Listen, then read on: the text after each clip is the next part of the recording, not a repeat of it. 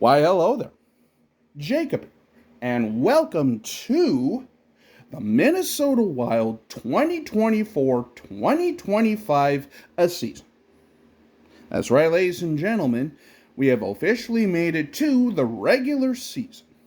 Now, as far as the frequency of how long I'm going to be making videos or when I'm going to make videos, it'll just basically depend on my schedule. It'll depend on a few different things. But yeah, mainly my schedule being the biggest thing here. So I'll try to make as many videos as I can, kind of see how the season goes and stuff like that. But again, we finally made it. So let's go ahead and break down last night's game. That's right, ladies and gentlemen. I usually like to try to make a recap after every game, but this is my weekend to work and stuff like that, so I had to catch the tail end of the broadcast going to work and stuff like that, and yeah. Wild win by a score of 3-2 over the Columbus Blue Jackets and our old pal Dino. And what actually was a pretty good game, most things considered, or all things considered, or whatever you want to say there. But there were a few things that definitely need to be cleaned up. But again, it was literally game one, so can't necessarily put all of that on the players and stuff like that, or the coaching, First game, stuff like that, the emotional Johnny Hockey and Matthew Gaudreau stuff, just the pregame and all that stuff. You never quite know, especially going up against a team that's rallying behind one of their own in a situation like that. I mean, it's not too dissimilar to what the Vikings are doing with Kyrie Jackson. And, well, the Vikings are 5-0 going into the bye week. So, obviously something is working. Now, talk to me come Halloween and Thanksgiving if that's still the same case. But, so far, so good on that front. But yeah, so basically, going into the game here, the goal scorers for this game were Boldy in the first period, off of a beautiful pass that just snuck in behind Merzlikins. Just a beautiful no-look. Kind of looked off the defender and just potted it. Glove side, kind of post side on Merzlikins. I think it even kind of surprised him that it went into the net. But so yeah. 1-0 Minnesota. And then as we go on later in the period, and I believe sometime either late in first, early second, Minnesota Wild turned the puck over. Blue Jackets coming up the stretch. And, Kent Johnson pots the first goal for the Columbus Blue Jackets, tying it up. And then as we go into the second period, Joel Eriksson Ek with just an absolutely greasy, beautiful Joel Eriksson Ek style goal gives us the lead. And then multiple power plays later and PKs later, which again I'll get into that here in a sec. Matt Zuccarello in the third period pots what would turn out to be the game winner. Or what they consider Joel Eriksson Ek. Because I know with about 2.5 minutes to go, at least according to my app, Columbus was able to get within one, but just couldn't quite get it done at the end of the day. And Philip Gustafsson looked like 22-23 Gus Bus after game one.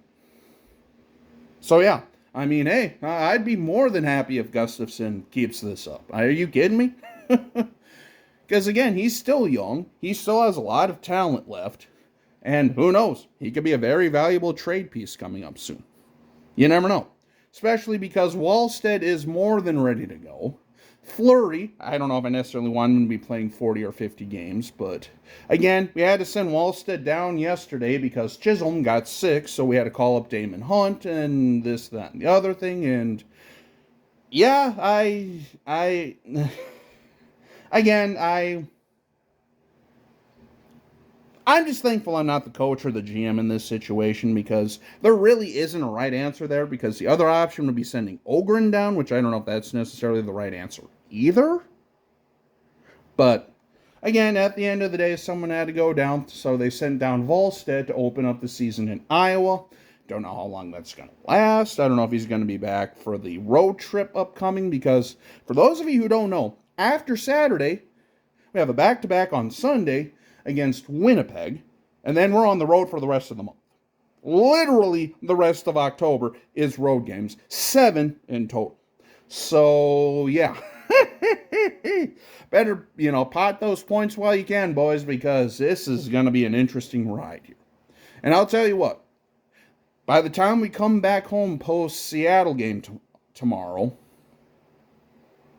who knows? I'm not saying we're going to go 7-0, 8-0, or anything like that, but if we can be above 500 coming out of the road trip, because if I remember right, we also traveled to Florida, Pittsburgh, Columbus, ironically enough, again, and a few other teams mixed in there too. St. Louis, I think, is one after we leave Winnipeg. So, yeah, I mean, there's a lot of pretty juicy games early on in the season here. But, yeah, I mean, quality win last night, but again, I sound like a broken record at this point. The thing that I would say really needs to be worked on, stay out of the box. Please.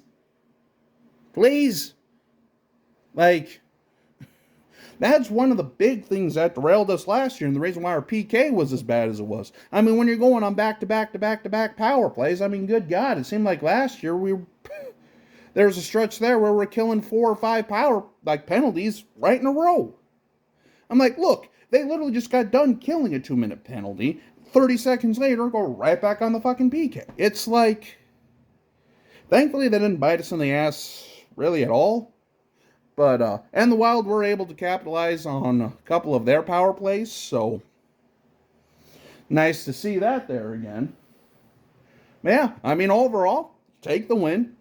May not always be pretty, but like I say, working on just the fundamentals, like the basics, the passes, getting everybody used to each other, getting everybody gelling together, getting back into hockey shape, because again, being in shape and being in pro athlete shape are 2 different things, It doesn't matter how sculpted, how chiseled you are, you're not really in shape until you get back into game shape, like in football, basketball. That's why you see a lot of times when people hold out, it takes them a while to get back going again, because, again, you can do all the lifting, you can do all the running, you can do all the stuff you want, but until you get hit, until you get cross-checked, until you get sticked, until you get tackled, or whatever the case might be, you don't really know where you're at, and especially when a lot of these other guys have had weeks upon weeks of practices, training camps, and stuff like that. So, just basically, I like what I see for the most part. Just keep it up and keep improving. And, yeah, like I say, that'll pretty much wrap it up. I don't know if I'll make a post-game after Seattle, because, again, this is my weekend work, after Winnipeg or whatnot, but I'll try to at least make 1 or 2 more videos this month, because the month of October is pretty busy for your boy. I mean, case in point, next weekend we're going to be up in the cities going to the Vikings and Lions game, so I have to get, I don't know when I'll be able to get a post-game done there, if I will be able to get a post-game done or whatnot, because I've tried to do post-games outside of the stadium, but let's just say if there's anything Prince playing over the intercom, yeah. There's a certain artist that always get you flagged or, your video at least chunked. So, but, yeah. Like I say, I'll try to make as many videos as I can. It's just, the month of October is kind of a weird month there, with 7 straight road games to end the month of October starting on Sunday. It's definitely difficult. We'll just leave it at that, so. Alrighty, well, I think that'll pretty much wrap it up. So, yeah, until we meet again, this is Jacob. Stay tuned, because I do have a few more videos coming up in the woodworks here. I do have a few things, hopefully, coming in the mail soon-ish. I have a new Wild jersey that got delayed by Fanatics, and I also have a custom NFL jersey. So, yeah, until we meet again, this is Jacob. Go Wild.